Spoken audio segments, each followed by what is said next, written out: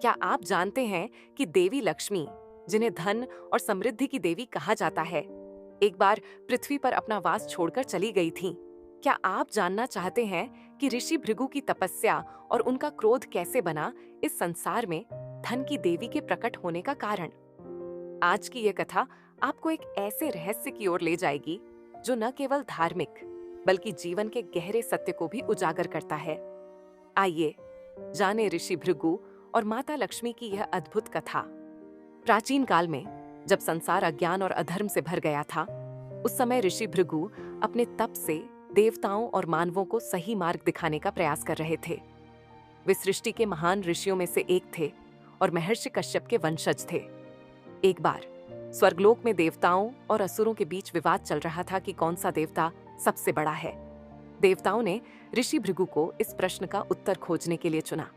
यह निर्णय लेना आसान नहीं था, क्योंकि यह देवताओं के अहंकार से जुड़ा विषय था। ऋषि भृगु ने इस समस्या का समाधान खोजने के लिए एक गुप्त यात्रा शुरू की। सबसे पहले ऋषि भृगु ब्रह्मा जी के पास पहुंचे।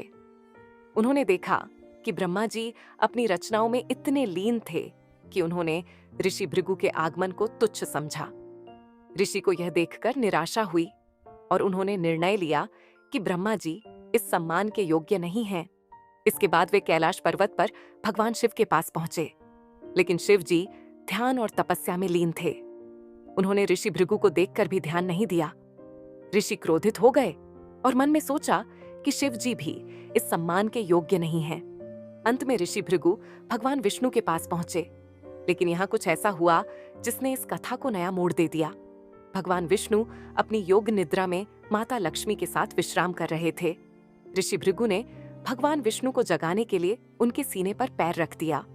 यह देखकर माता लक्ष्मी नाराज हो गईं। उन्होंने ऋषि भृगु से पूछा, आपने यह अनादर क्यों किया? क्या आपको नहीं पता कि यह विष्णु लोक है और यहाँ ऐसा व्यवहार उचित नहीं है? लेकिन भगवान विष्णु ने माता लक्ष्मी को शांत किया।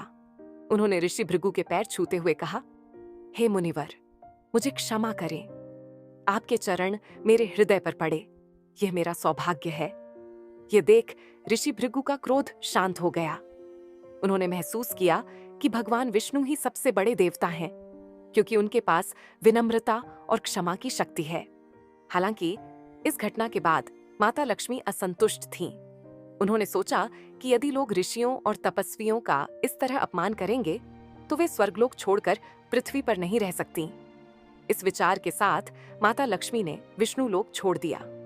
उनके प्रस्थान के बाद संसार में अराजकता फैल गई।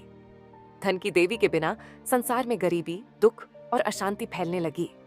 ऋषि भृगु ने यह सब देखा और महसूस किया कि उनकी एक गलती ने संसार को संकट में डाल दिया। उन्होंने माता लक्ष्मी को मनाने का निर्णय लिया।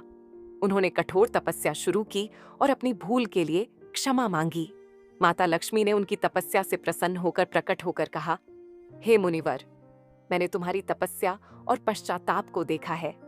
मैं वापस लौटने के लिए तैयार हूं, लेकिन एक शर्त है।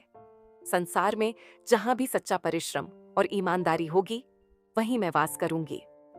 ये कथा हमें यह सिखाती है कि अहंकार का त्याग और विनम्रता जीवन के सबसे बड़े गुण हैं।